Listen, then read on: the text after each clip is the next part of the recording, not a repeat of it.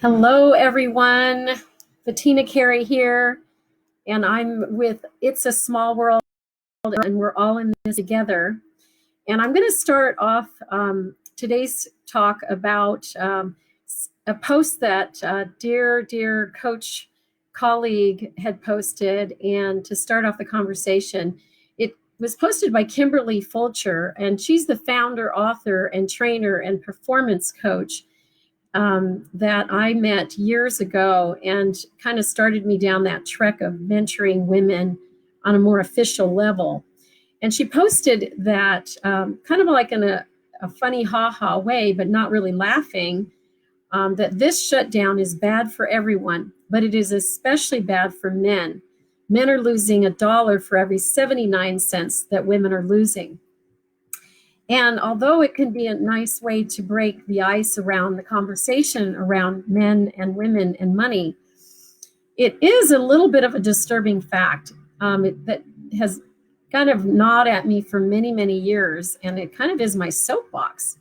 So as I've been calling around to my friends and colleagues and asking them how they're doing, what they're doing, what are they doing to pivot in their businesses, to make it and to survive and even thrive, what I've discovered is something that I also ran into years ago when I was doing a project with a bank, and that is that women are not getting themselves to the table, and they are not necessarily going to reap any of the rewards or benefits that are available to them by just staying in business.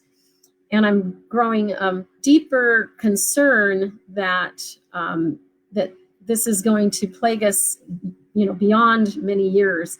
And for those of you who don't know me, you'll know that I'm a positivity person, not a negative person. So this conversation will definitely soon turn positive. But the news is not good for women. And I'm going to start off by sharing some slides from a presentation that I make to sponsors about the driving forces regarding women. I'm not going to actually show you the slides. I'm just going to be reading from them. But women own more than 1 in 4 businesses in America, and their receipts average more than $150,000 per year.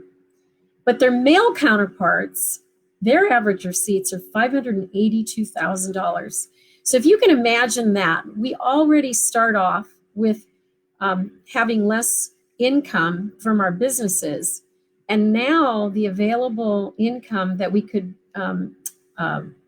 pay in our direction through the PPP or the EIDL loans that are available through the SBA are going to benefit the male population more than they will benefit the female population. Add to that, if you're a minority woman, that's going to even be less.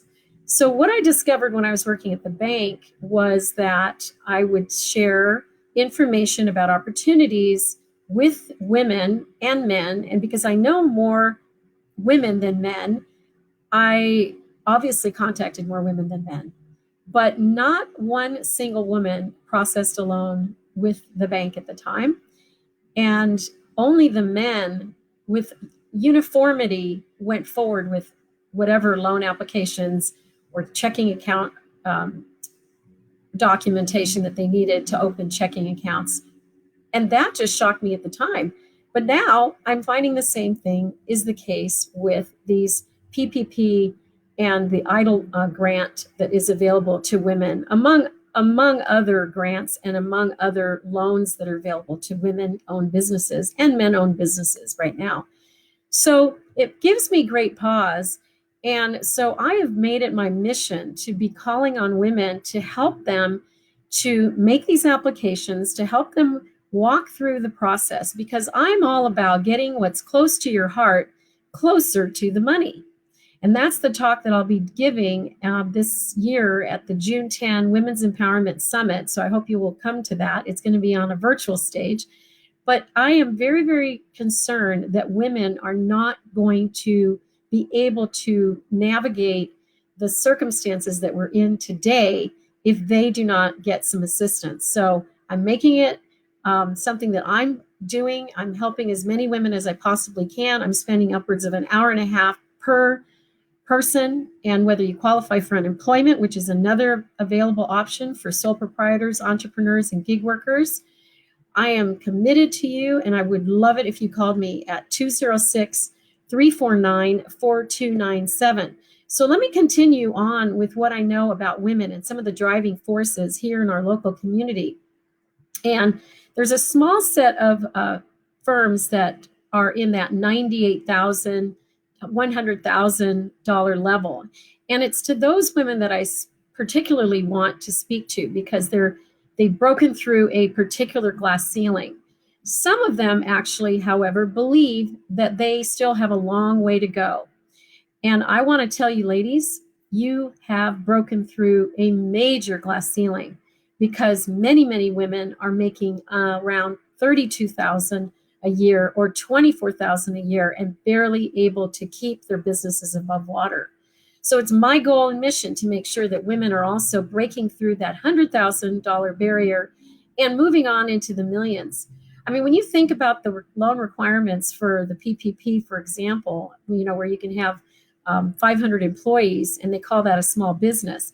What we're talking about is primarily micro enterprises and micro businesses that do not literally have their act together in all cases. So whether you have to file your taxes, your 2019 taxes in order to qualify, or you need to get your ducks in a row, I'm happy to help you walk through that process. I'm no expert, I'm no legal authority, I'm not a CPA, I'm only helping you from a mentoring point of view, and I am happy to do so.